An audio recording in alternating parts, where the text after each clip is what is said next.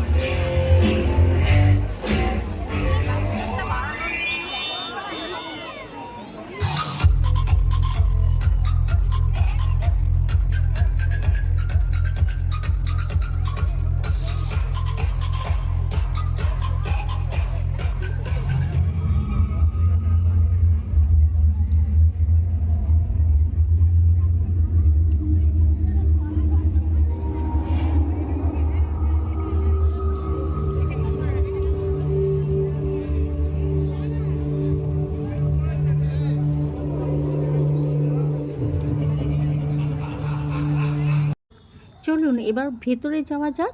ভেতরে যে লাইটিং করেছে সেটা এবার আপনাদেরকে দেখাবো।